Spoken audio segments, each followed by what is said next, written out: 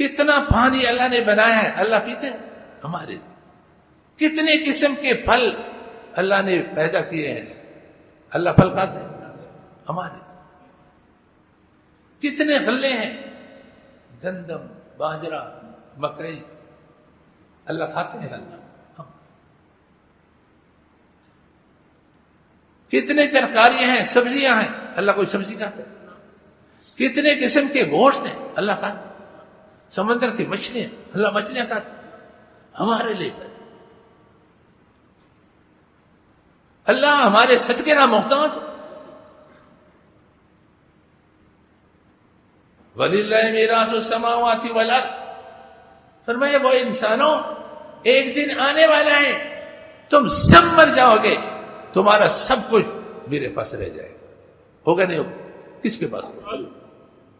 اللہ تمہارا کسی سب.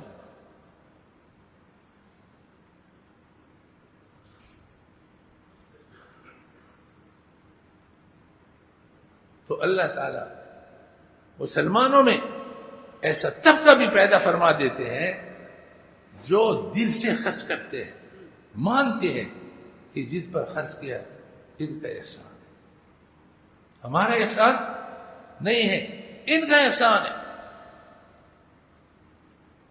حکیم علماء دوسری بات، ایک آدمی گیا تو انہوں نے کچھ پیسے لے کر گیا کہ پیسے دے دوں گا تو مجھے بیعت کر لیں گے. تو انہوں نے کہا کہ بیعت ہونے کے ہے. اس نے کہا پہلے کوئی خط و کتابت رکھی ہے، جیسے ہم کہتے ہیں نا استخارہ کیا ہے، استخارہ کرو، یہ کرو وہ کرو، پھر بیعت کی جائے گی. تو اس نے کہا نہیں خط و کتابت تو نہیں، تو پیسے لے کر آیا. اس نے کہا پیسے اپنے پاس لے جاؤ. اس نے کہا ملا اتنا پیسہ کوئی دینے والا تم کو نہیں ملے گا. پھر اس نے کہا اتنا پیسہ رد کرنے والا بھی تمہیں نہیں ملے گا.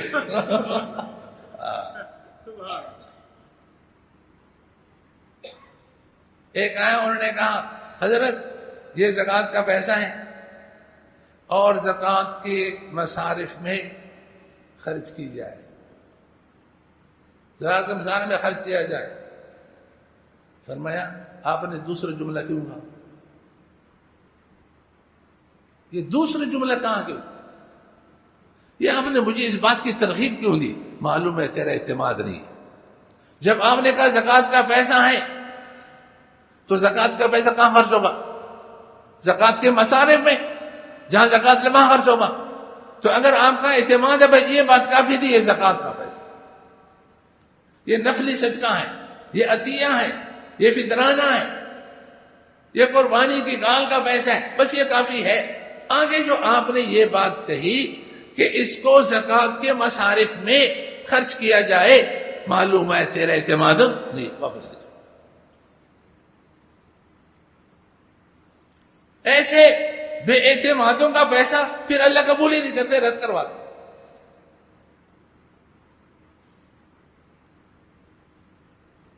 چند دن کا مسئلہ ہوتا ہے، لیکن سب ایسے نہیں ہوتے. حضرت استاد محترم نے فرمایا کہ ایک تو کنات عطا فرما دیتے ہیں اور مسلمانوں میں ایک طبقہ ایسا پیدا فرما دیتے ہیں کہ ان کا دل چاہتا ہے کہ میری چیز قبول ہو گئی، میری چیز قبول ہو گئی، میری چیز کو فلاں نے قبول کیا. شکر ہے تیرا، شکر ہے تیرا، شکر ہے تیرا، شکر ہے تیرا. خود احسان نہیں بلکہ قبول کرنے والے کا احسان کہ میری ذمہ داری.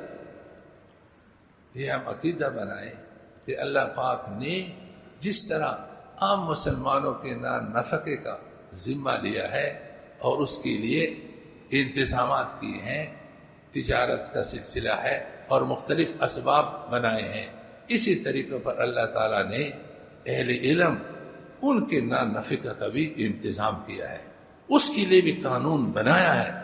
لیکن اس قانون پر کوئی عمل نہیں کرے گا تو وہ مجرم ہوگا. پہلا قانون یہ ہے کہ حکومت کی ذمہ داری ہے کہ ان کے نفقے کا انتظام کرے. ابھی افغانستان میں جو حکومت ہے تو اس میں وزیر اعظم اور جتنے بھی وزراء ہیں اس سب کے اوپر علماء کا طبقہ ہے کہ ان کی رہنمائی میں تم نے وزارت چلانی ہے.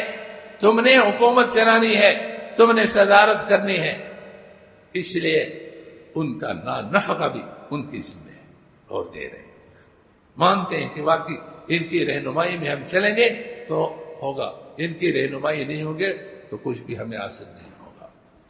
تو اصل تو ہے، پھر اگر وہ نہیں ذمہ داری تو عوام کے ذمے اللہ نے قانون بنا کے دیا ہے، وہ بھی اپنی ذمہ داری کا احساس عمومی طور پر نہ کرے تو اللہ پھر نہیں چھوڑتے۔ اللہ فرماتے ہیں یہ میرے دین میں لگے ہوئے ہیں اور میرے بندوں کے نفع کا کام یہ لوگ کرتے ہیں اور اسی کے فلاح اور بہبود میں لگے ہوئے ہیں، تو اللہ تعالیٰ قناعت بھی ان کے دلوں میں پیدا فرما دیتے ہیں اور ایک طبقہ مسلمانوں میں ایسا پیدا فرما دیتے ہیں جو اسی پر الحمدللہ کہیں۔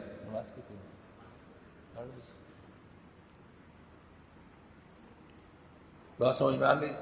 اس لیے دوستو اپنی اولاد کو علم سے محروم نہ کریں، علم سے محروم نہ کریں۔ بہت بڑی نعمت ہے، بہت بڑی دولت ہے۔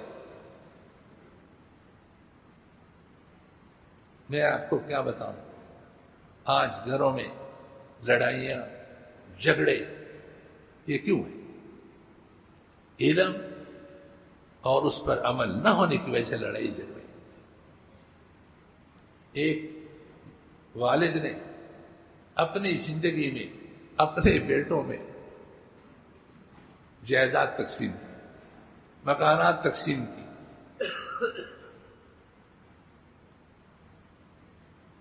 آج وہ بیٹوں پر بوجھ بنے ہوئے، اپنے پاس کچھ نہیں چھوڑا۔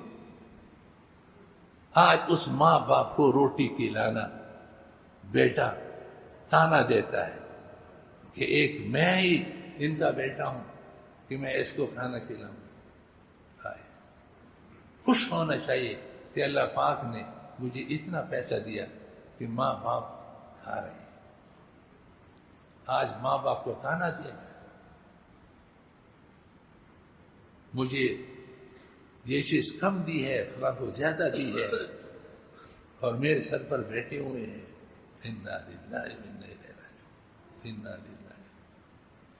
حضرت کا بیان سن رہا تھا، فرمایا اگر تو اپنے اولاد کو دیندار بناتے، اللہ والے بناتے، اور علم بغیر اگر کوئی اللہ والا بنتا ہے تو کیا ہوتا؟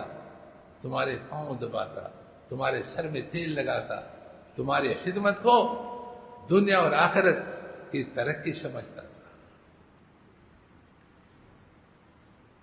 اخلاق بگڑ گئے۔ قرآن کہتا وَاخْفِضْ لَهُمَا جَنَاحَ الذُّلِّ مِنَ الرَّحْمَةِ، ماں باپ کے سامنے اپنے کندھوں کو نرم رکھو، پست رکھو۔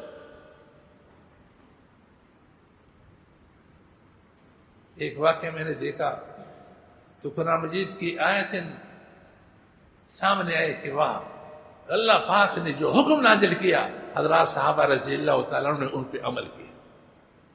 قرآن میں ہے کہ ماں باپ کے لیے دعا کرو کہ اللہ تم پہ رحم کرے کہ تم نے بچپن میں ہم کو پالا۔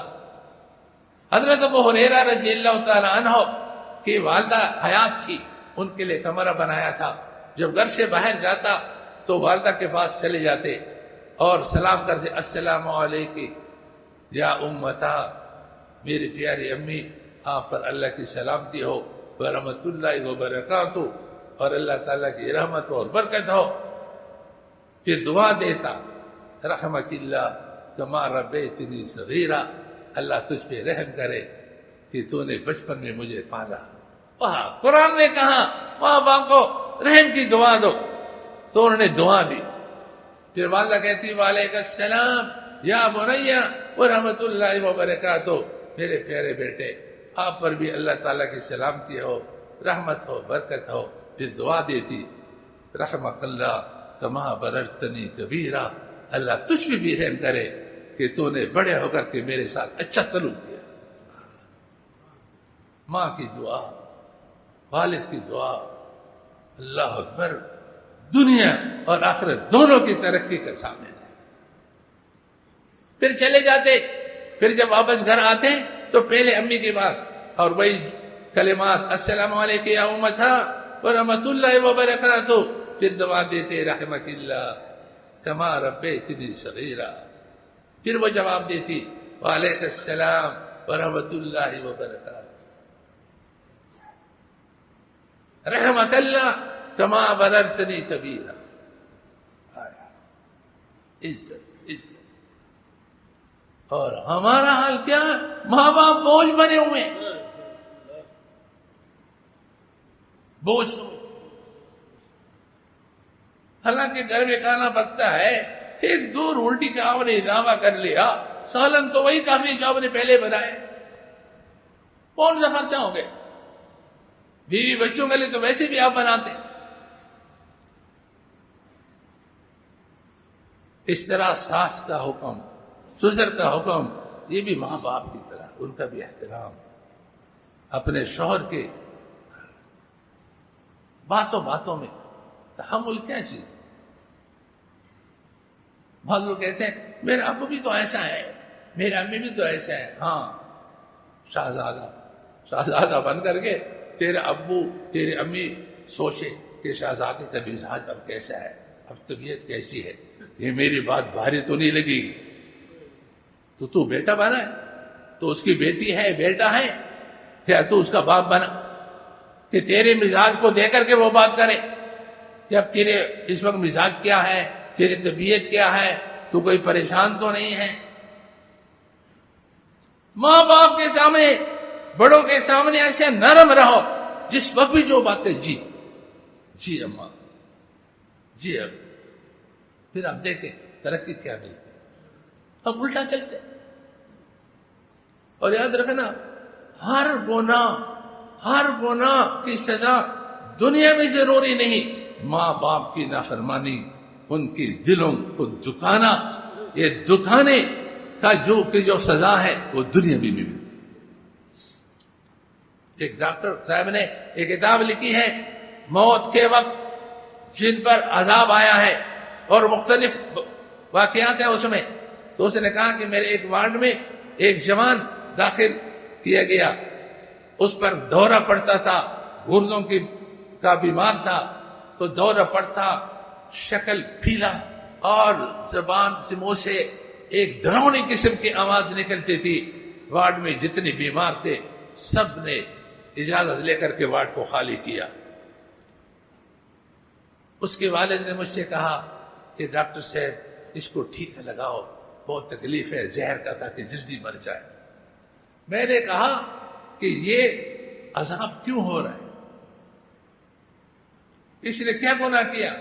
اس نے کہا ڈاکٹر صاحب کیا بتاؤں، میں نے اس کو بہت سمجھایا، نہیں سمجھا، یہ ڈنڈا لے کر ماں کی پٹائی لگاتا تھا۔